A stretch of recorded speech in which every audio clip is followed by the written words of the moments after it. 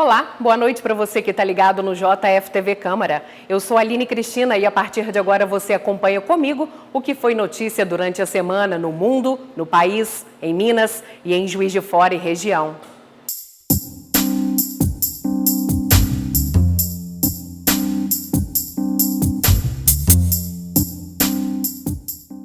Na política internacional, artefatos explosivos foram encontrados em correspondências enviadas a lideranças do Partido Democrata dos Estados Unidos. Entre eles, o ex-presidente americano Barack Obama e a ex-secretária de Estado Hillary Clinton.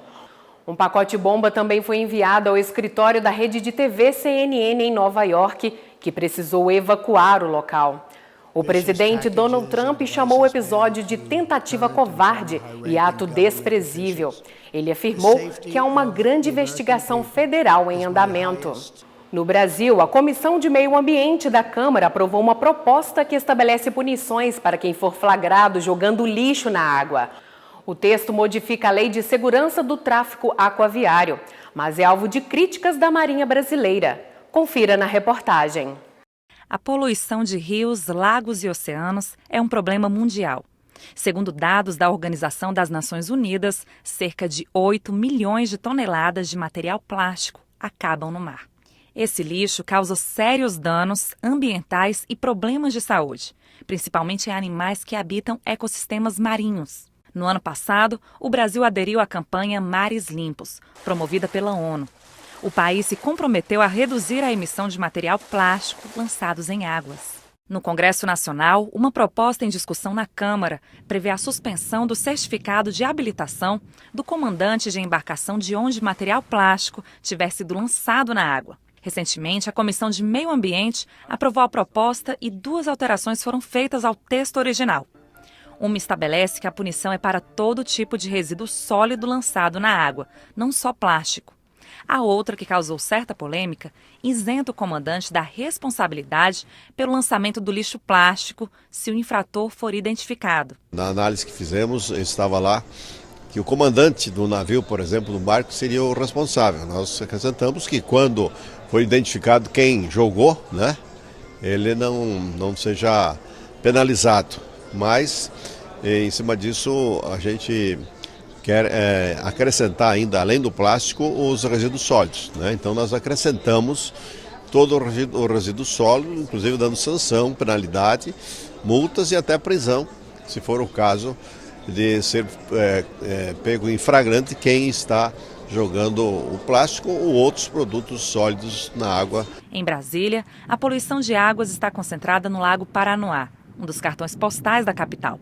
A Capitania Fluvial da cidade, que realiza fiscalizações periódicas em embarcações, discorda desse último ponto da proposta. O projeto de lei que está sendo apresentado, ele torna a legislação hoje existente mais branda, a partir do momento que ele exclui do comandante a responsabilidade solidária.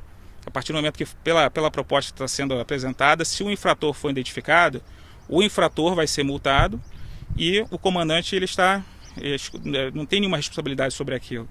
Então, quer dizer, torna a lei mais branda do que a legislação que existe hoje. Para o presidente da ONG Ocupe o Lago, a nova legislação pode contribuir para coibir a ação de infratores. Mas para ele, o foco deve ser destinado às campanhas de conscientização para reduzir a poluição e a morte de espécies aquáticas. A vida aquática, ela tem uma certa fragilidade, A forma de respirar do ser aquático é diferente. Então, todas essas interferências do homem nesse meio, acaba quebrando o equilíbrio natural que a gente poderia ter dessa vida aquática, que é com que faz até mesmo que a água mantenha ali o seu pH, mantenha as suas propriedades químicas funcionando corretamente. O número de brasileiros que recebem transplantes de órgãos vem crescendo no Brasil. A conscientização sobre a importância da doação aumentou. A notícia ruim é que ainda existe uma fila de mais de 30 mil pessoas no país precisando de órgão. Muitas delas dependendo disso para continuar vivendo. Vamos ver agora o que a Câmara dos Deputados está fazendo para facilitar as doações e agilizar a chegada dos órgãos a quem precisa. A Câmara dos Deputados analisa mais de 30 projetos de lei que têm o objetivo de aumentar a viabilidade dos transplantes de órgãos no Brasil. Saulo Leal, morador de Brasília, descobriu em 2012 que estava com insuficiência renal. Começou o tratamento fazendo hemodiálise, mas um transplante de rim poderia melhorar muito a qualidade de vida dele. Depois de desistir do rim da irmã, porque ela estava tentando engravidar, Saulo esperou mais alguns meses. Para cada órgão que está disponível, 3 pessoas se candidatam, eles chamam para ver a viabilidade de receber aquele órgão. Eu fui a primeira pessoa que chegou lá, fiz todos os exames e fui escolhido para receber um dos rins que estava lá disponível para ser transplantado.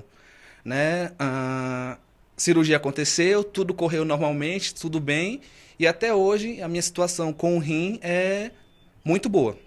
Saulo teve sorte. Mais de 33 mil brasileiros ainda esperam na fila por um transplante de órgão. 26 mil aguardam justamente por um rim. Em segundo lugar, vem o transplante de córnea. 11 mil brasileiros esperam para melhorar a visão ou passar a enxergar. Um dos projetos em análise aqui na Câmara, que está pronto para ir ao plenário, exige que a pessoa deixe um documento assinado com firma reconhecida, expressando a vontade de doar seus órgãos, ou fazendo constar essa declaração nas carteiras de identidade ou de habilitação. Hoje em dia, a gente tem o nosso programa de doação de órgãos, ele depende diretamente da autorização familiar, certo? Então, se eu opto pela doação, eu não tenho nenhuma garantia de que no momento do meu falecimento, se eu puder ser doadora, a minha família concordará com a minha opção. Então, talvez eu acho que a sociedade já esteja com o processo de doação mais amadurecido, mais consciente, que a gente possa talvez começar a conversar sobre alguma forma de manifestação oficial. Outra proposta obriga os planos de saúde a cobrir todos os tipos de transplantes realizados hoje pelo SUS. O tamanho continental do Brasil também dificulta o sucesso dos transplantes. Muitas vezes um órgão se torna disponível em um estado, mas a equipe que faz a captação está a quilômetros dali. Os órgãos humanos não podem esperar. O transporte é feito por aviões da FAB e aeronaves comerciais, mas há um problema que outra proposta visa solucionar. Em algumas situações, quando elas retiram passageiros que estão em determinado voo comercial para que a equipe de transplante possa ser transportadas, já aconteceu de pessoas processarem a companhia alegando overbooking ou alegando prejuízos pessoais. Então essa lei vem para dizer que quando do caso de transplante de órgãos, seja para o transporte da equipe ou do órgão, quando isso ocorre, a companhia está autorizada a dispor dos assentos para que a equipe possa fazer a captação e o transporte desses órgãos. Quem já teve a vida salva pelo órgão de outra pessoa não tem dúvida em pedir ajuda para outros pacientes. Lembra que você está perdendo uma pessoa ali, mas que você vai poder salvar várias pessoas, porque uma pessoa saudável, ela pode doar vários órgãos: rim, pulmão, fígado, intestino, córnea, pele, ou seja, uma única pessoa ela pode salvar umas 5, 6 pessoas. Vem aí a prova do Enem. Yeah! Esperto, se prepare bem. Cheque informações no cartão de inscrição. Saber onde a sua prova evita um problemão. Confira dados pessoais, é língua selecionada. E se seus pedidos foram atendidos? Prova do Enem. Confira seu cartão de confirmação em enem.inep.gov.br.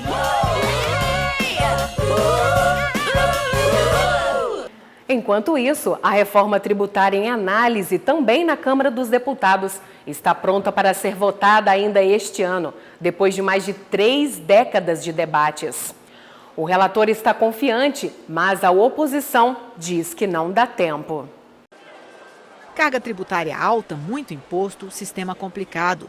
Esses são alguns dos problemas do Brasil quando o assunto é tributação. Não é à toa que a gente ouve falar há mais de 25 anos da necessidade de mudança. Na Câmara já foram várias comissões especiais, relatores diferentes, momentos econômicos diversos, negociações que até avançaram, mas não foram adiante por falta de acordo. São muitos interesses envolvidos. O setor produtivo defende menos imposto. Governos temem a perda de arrecadação. Agora, a Câmara analisa outra proposta. Se aprovada, 9 tributos sobre o consumo vão virar o IVA, o Imposto sobre Valor Agregado. O texto acaba com o ISS, ICMS, IPI, PIS, COFINS, CID, Salário Educação, IOF e PASEP. A principal motivação é simplificar, mas a medida também pode representar economia para os consumidores. Por que o IVA, né? Porque o IVA permite que cada etapa da economia você tenha créditos tributários e você aplique isso. No final das contas, acaba que o imposto não fica cumulativo. O que é isso? No Brasil hoje, principalmente pela formatação do ISS, a cada etapa de circulação de bens e consumo você vai cobrando mais imposto, ele vai acumulando, você vai pagando imposto sobre imposto. Para o relator, a aprovação sai até o final do ano. Ele está convencido de que é a solução para melhorar a economia do país. Entendo que é o único caminho para começar a reconstruir o Brasil, tirar o Brasil desse marasmo econômico e do atraso econômico. É a única forma de gerar emprego, distribuir renda, fazer o país crescer e prosperar. Só na redução a zero da comida e remédio, nós vamos dar um ganho de 150 a 200 reais para cada R$1.000 de salário. E as máquinas e equipamento vai tirar esse custo em cima das empresas, de todo o setor que investe em máquinas e equipamento. Em busca do consenso, o relator decidiu não mexer na forma de partilha tributária entre União, estados e municípios. Mesmo assim, para deputados de oposição, o assunto é complexo demais para ser aprovado ainda esse ano. Essa não é uma questão simples, entende? A não ser que se queira fazer um remendo, né? Então, achando que a gente pode unificar impostos, criar só um imposto sobre valor agregado e ponto, né? Ou acabar com a guerra fiscal. Porque uma reforma tributária mesmo, de porte, para mexer com as finanças do país e para fazer justiça fiscal, precisa taxar heranças, grandes fortunas, precisa mexer, alongar os prazos da dívida pública brasileira, né? Reduzir os juros, tudo isso faz parte de uma reforma tributária. Existem atividades que não demandam grande condição física para que você possa começar a praticar. Por exemplo, a caminhada e o alongamento. Mesmo que você possua algum tipo de limitação, você pode iniciar a prática imediatamente. O alongamento, por exemplo, além de ajudar você na profilaxia das suas articulações, é ótimo para melhorar a sua força e os níveis de preparação para outras atividades. E você precisa alongar o seu braço, a sua coluna e as suas pernas.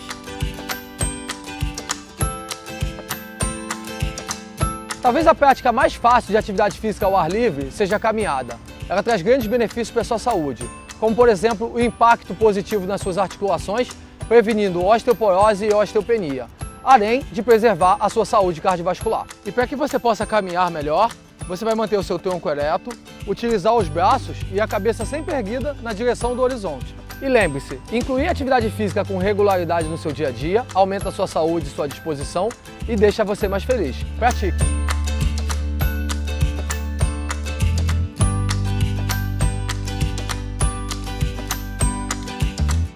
Eleições 2018. O Tribunal Regional Eleitoral de Minas promoveu essa semana uma auditoria extraordinária de urnas eletrônicas usadas no primeiro turno das eleições. O procedimento, acompanhado por eleitores, inclusive que votaram em urnas auditadas, além de peritos, policiais, jornalistas e autoridades, comprovou que não houve fraudes nos equipamentos.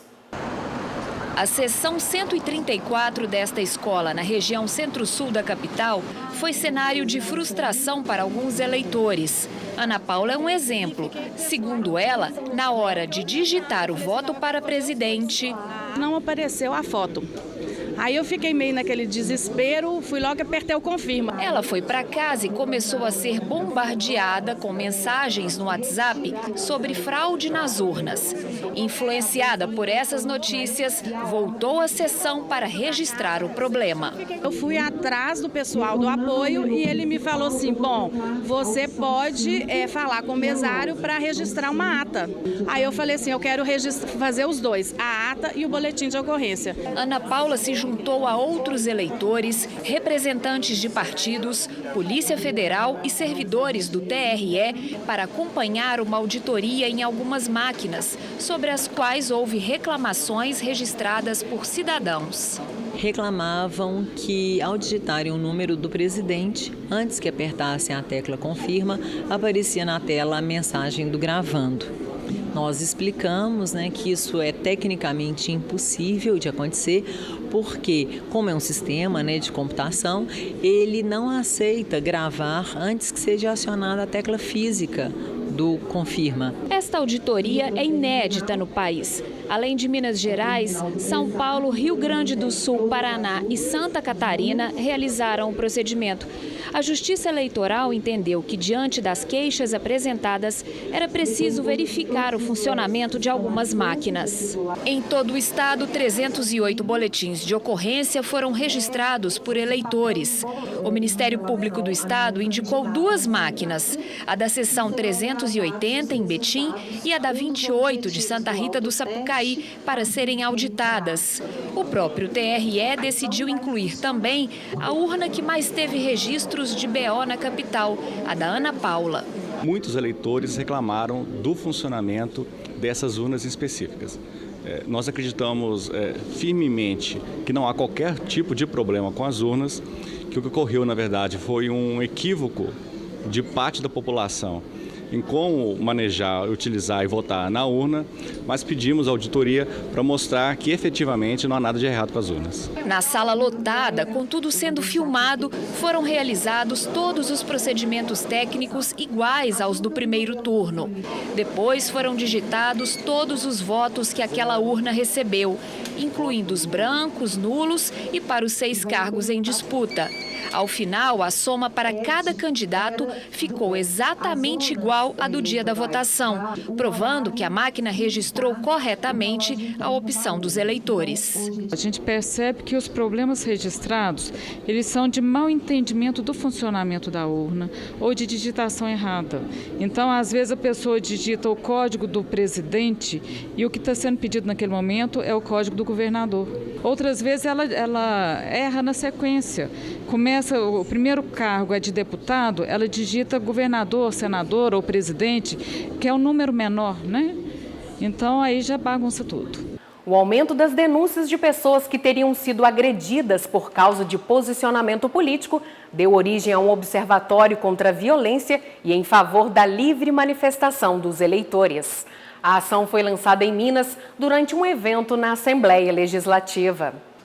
A ideia surgiu depois do aumento das denúncias de pessoas que teriam sido agredidas por causa de posicionamentos políticos. Outros 4 estados brasileiros criaram mecanismos semelhantes: Piauí, Pernambuco, Bahia e Maranhão. É absolutamente fundamental que no momento em que a gente consiga estar enxergando evidentemente a escalada de uma violência de caráter político eleitoral, de intolerância, de abusos, e de efetivamente violência inclusive física, que a universidade compareça como uma instituição importante dessa rede de proteção aos direitos e à cidadania, ela também compareça e faça o seu papel. Para a deputada Marília Campos, é importante que esse tipo de rede de acolhimento não fique restrita ao período eleitoral. Para que a gente se articule enquanto rede para amparar o cidadão, para a gente desenvolver um processo de mobilização e organização social e para que a gente tenha no Ministério Público e na Defensoria Pública e também na Delegacia de Polícia Civil um espaço onde proteja o cidadão e a cidadã diante das ameaças de violência que tem sofrido a sociedade. O caso de direitos humanos e da defesa dele já é algo que tem que ser permanente. Por isso nós temos aqui uma Comissão de Direitos Humanos na Assembleia. E ela terá que ser fortalecida. Nesse sentido, esta ideia do observatório, desta rede, ela é fundamental porque unifica também, além da própria Assembleia Legislativa, outras instituições. A partir de agora, o grupo vai se reunir toda semana. Para os participantes do observatório, uma das frentes de atuação mais importantes é a de comunicação, para que as vítimas saibam onde procurar ajuda. Uma das instituições que abraçaram a causa é o Ministério Público, que tem registrado um número maior de denúncias de casos de violência político-eleitoral. Os relatos vêm aumentando e por isso que nós temos que estar atentos, para que não ocorra uma onda de violência. A gente precisa ter tranquilidade, equilíbrio e lembrar que nós temos uma Constituição né, e que essa Constituição proíbe qualquer tipo de violência.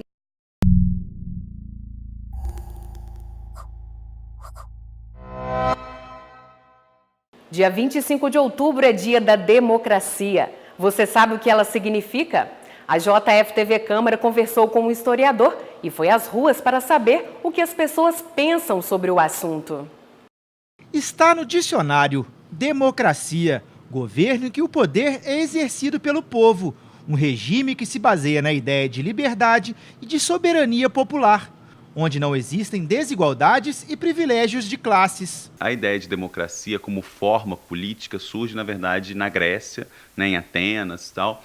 E a ideia é justamente de um regime, de um sistema político que se contrapõe justamente à aristocracia. A aristocracia é o governo de poucos e democracia seria o governo de muitos, né, o governo do povo, etc. Mas mesmo essa forma democrática na Grécia era uma forma excludente, porque excluía mulheres, excluía escravos, etc. Ao longo do tempo, o conceito de democracia foi se ampliando à medida que a democracia como prática também foi se ampliando a partir das reivindicações de novos sujeitos para participarem do jogo político. Para o historiador, entre 1946 e 1964, o Brasil manteve uma democracia efetiva. Mas somente em 1988, com a Constituição Cidadã e o direito dos analfabetos ao voto, houve de fato uma representação democrática no país. Então, o analfabetismo no Brasil, eu acho que é um corte importante para a gente compreender o processo de exclusão na democracia brasileira. Sobretudo num país onde os índices de analfabetismo são tão consideráveis, você tem uma parcela que não pode participar em decorrência desse fator, deixou muita gente de fora da participação do sistema democrático. Nas ruas de Juiz de Fora, cada um define e vivencia a democracia na sua maneira. Você ter a liberdade de votar em quem você quiser, você ter certas normas, tá ligado? Mas você não ser proibido e nem ser tudo liberado. Resolver tudo na paz, né? Na sabedoria, na civilização. Nós temos o direito a tudo, ao estudo, à saúde, entendeu? Que no momento está complicado. É um regime onde o povo participa das decisões políticas do Estado, né? E isso significa que nós, enquanto população civil, devemos nos organizar dentro dos movimentos sociais e dos partidos políticos para compor as decisões que o Estado determina. 25 de outubro é comemorada a democracia do Brasil, mas algumas pessoas cobram maior participação popular e efetividade no cumprimento de leis para que o país se torne mais democrático. Nunca nós tivemos a democracia, né? Eu não vejo democracia nenhuma, porque um país onde não tem lei não tem nada. Tudo que você vai fazer do governo tem que estar pagando, é tudo, o governo te dá nada. Ninguém tem respeito, não tem educação, não tem segurança, não tem nada. Que democracia é essa? Hoje a democracia ela está enfrentando um processo muito significativo de dificuldades, assim, porque isso não apenas no Brasil, mas no mundo de modo geral, né? Tanto é que há toda uma produção bibliográfica, teórica, tentando investigar esse fenômeno, porque antes se discutia assim, a democracia, qual que é o oposto de democracia? São ditaduras, são golpes militares, etc. Hoje, o que a bibliografia dedicada ao tema vem discutindo é como que as democracias elas também podem morrer dentro da própria democracia. E um novo desafio, que talvez seja o principal, na minha perspectiva, que é como lidar com as ferramentas digitais, né, a internet, que se por um lado ampliou em muito a possibilidade das pessoas participarem do sistema democrático, participarem do debate político, hoje também ela criou, né, isso a gente está vendo nas eleições dos Estados Unidos, na eleição do Brasil, né, uma série de novos mecanismos que a possibilidade de controle é muito reduzida e que coloca novos desafios para a democracia. Você já imaginou as dificuldades que um deficiente visual enfrenta quando vai sozinho a uma clínica médica, por exemplo? Pois é, elas são muitas. E para tentar conscientizar sobre a importância da acessibilidade nesse setor, o programa Diversidade da Câmara Municipal visitou uma empresa de diagnóstico por imagem. Confira o que aconteceu na reportagem do Vitor Ramos. Caminhar por um corredor ou passar a linha por uma agulha. Simples tarefas, mas que parecem difíceis quando limitações são impostas. Funcionárias de uma clínica de diagnóstico por imagem do centro da cidade passaram por situações vivenciadas por quem tem algum tipo de deficiência.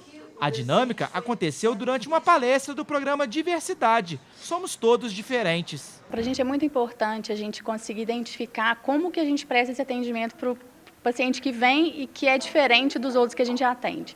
Então, acho importante que todas as minhas meninas participem, para que elas tenham essa noção E realmente, assim, igual essa dinâmica que ele fez a gente ir, a gente se sentir no lugar dele, de tapar o olho, assim, isso é muito importante. A gente tem receio, né, de como que atende, porque eu até fiz uma pergunta se vai ficar chateado, se a gente já chegar com excesso de cuidado para essa pessoa. Então, assim, as dicas que ele deu durante a palestra auxiliou muito a minha equipe de enfermagem, a como abordar. O programa Diversidade tem como objetivo trazer ao público, às empresas, ao público escolar, informações ligadas à diversidade. Hoje aqui nós tivemos uma bela oportunidade de ensinar aos colaboradores da empresa como lidar com as pessoas com deficiência. O encontro faz parte da programação de um evento promovido pela empresa. O tema foi a qualidade no atendimento ao cidadão com deficiência. É uma ação que é a 7ª CIPAT da Outra Imagem, agora em 2018.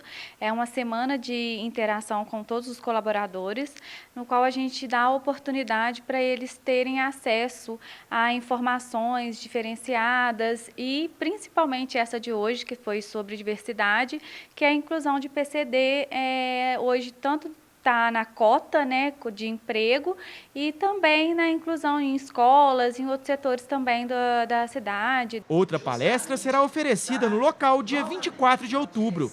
Empresas que tiverem interesse podem entrar em contato com os coordenadores do Diversidade. Que nos procure na Câmara Municipal pelo telefone 33 13 49 35 e agende conosco esse nosso trabalho. Que nossa cidade tem um clima diferenciado, a gente já sabe. Mas o que acontece aqui de fato? A JF-TV Câmara conversou com uma meteorologista para saber se existe alguma explicação geográfica para esse fenômeno. Juiz de Fora é popularmente conhecida como a cidade das 4 estações. Uma hora a gente sente frio, outra hora sente calor, então a gente aproveita tudo. Eu acho mentira. Para mim, eu acho que o tempo está normal. As pessoas que confundem as coisas, reclamam demais das coisas. Eu acho que o tempo está para chuva. Amanhã pode estar um calor, mas a gente está na transição da primavera, pois questão de estação. Às vezes faz frio, às vezes faz calor. Agora, eu desci do prédio aqui onde eu moro e tive que voltar para pegar um casaco, porque está frio. E lá dentro de casa está bom, mas aqui está frio. Você tem que sair com guarda-chuva, bota, até capa de chuva, né? Se bobear, né? O seu guarda-chuva tá aí? Tá aqui, ó. Deixa eu ver. Ó. Dá pra ver que o bom juiz-forano sai de casa preparado. É que o dia pode começar frio, nublado e o céu coberto por nuvens. Durante a tarde pode esquentar e o céu ficar claro, com esse sol aí, ó, bonitão. E à noite chover. E até fazer frio de novo.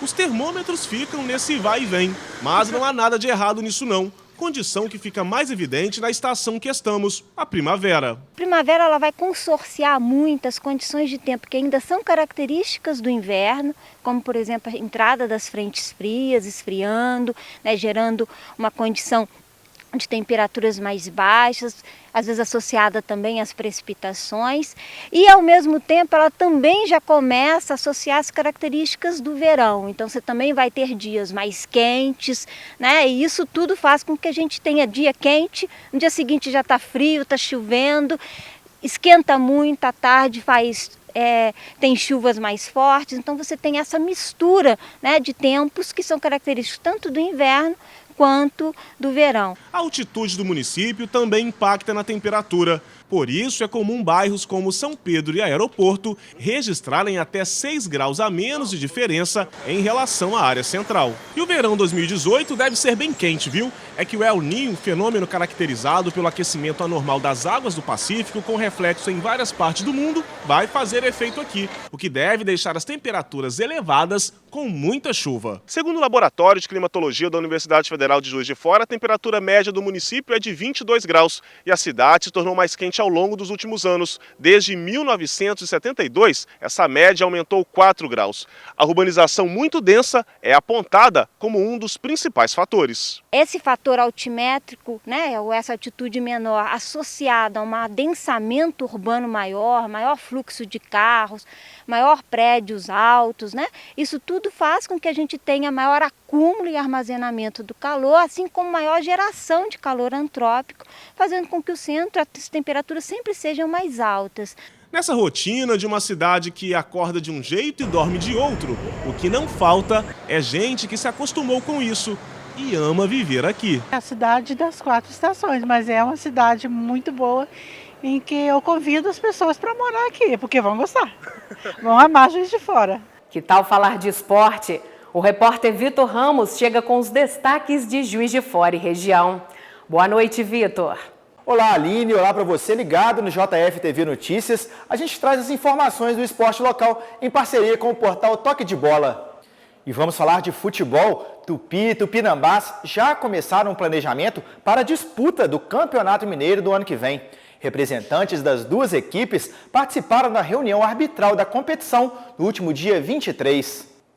Mas o torcedor juiz-forano vai ter que esperar para saber quando os dois times da cidade voltam a se enfrentar pela elite do futebol mineiro.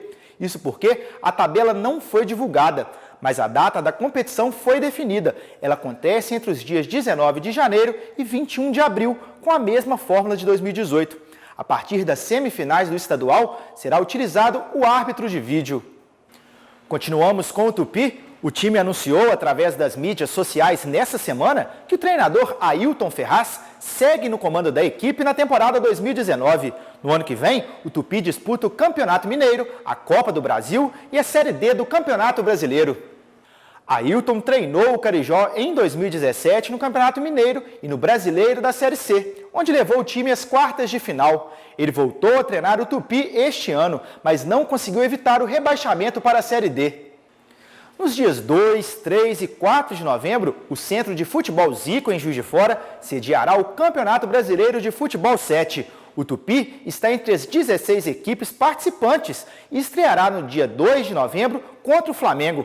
Além do Carijó e o rubro-negro carioca, o torneio vai contar com outras grandes equipes do futebol nacional, como América Mineiro, Botafogo e o Vasco. As 16 equipes que participam da competição foram divididas em 4 grupos, com 4 equipes cada. Os 2 melhores de cada grupo se classificam para as quartas de final. Eu volto com você, Aline. Obrigada, Vitor. Hora de falar de cultura. A gente confere agora um pouco do que está exposto no Museu de Artes Murilo Mendes. Meu nome é Jorge Luiz dos Anjos, eu sou artista plástico e trabalho com arte desde que eu me conheço, desde 7 anos de idade. Então hoje eu teria 50 e poucos anos de trabalho.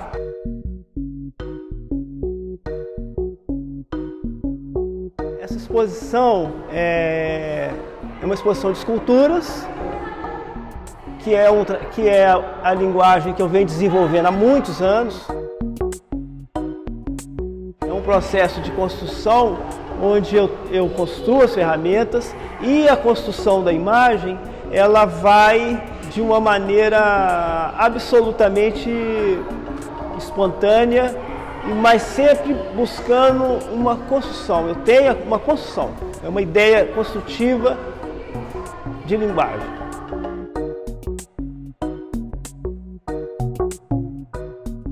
Essa é uma instalação que eu chamo de a casa de ferraria, porque eu utilizo basicamente a chapa de aço recortada, como eu trabalho, da mesma maneira que eu trabalho com as esculturas, e nessa instalação eu uso a chapa recortada como um ferrete, como se usava para se marcar o gado, como se usa também para marcar gado, por exemplo, e como se usou no passado para marcar pessoas.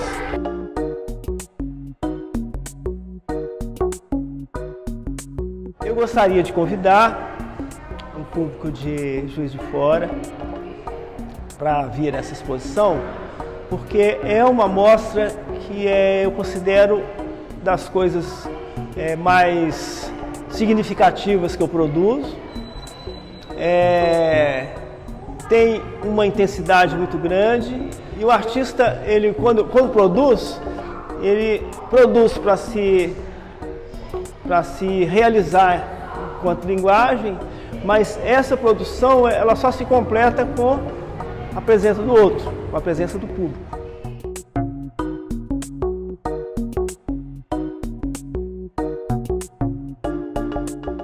Confira agora outras dicas de cultura. Sábado é dia de curso de cervejeiro na Escola Mirante. Durante 8 horas, os interessados terão aulas teóricas e práticas das 8 da manhã às 6 da tarde. As inscrições custam R$ 350 e inclui almoço, degustações, apostila e certificado. 5 DJs comandam as picapes na festa Nuts, na Dunk Club. Entre eles, Scarlatelli, Lamas e Moa, a partir das 11 da noite. A pista custa R$ 30 e o open bar com caipirinha, que vai das 10 à meia-noite, custa R$ 60. O grande nome do samba, Zeca Pagodinho, faz show no Terraço no sábado. Ele traz a Juiz de Fora a turnê Ser Humano. A casa abre às 8 da noite, mas a atração começa às 10h30. Os ingressos variam. Pista com inteira a R$ 100 e camarotes entre R$ 200 e R$ 250. O espetáculo Prova de Fogo, baseado no filme americano, chega ao Cine Teatro Central também no sábado, às 8h30 da noite. A inteira custa R$ 60. No Café Musique, a partir das 10 da noite, tem a festa Rapadura Mortadela, que destaca a música brasileira de raiz, com DJs Vaguito Emerite, Nath Baby e a Cósmica, ingressos a R$ 20. Já no Cultural Bar, tem tributo aos poetas Renato Russo e Cazuza. Os sucessos agitam a noite, que começa às 11 horas e tem ingressos antecipados a R$ 15 ou R$ 60 em consumo após a meia-noite. No dia 30 de outubro, terça-feira, a Santa Casa de Misericórdia promove a palestra Obesidade na Infância.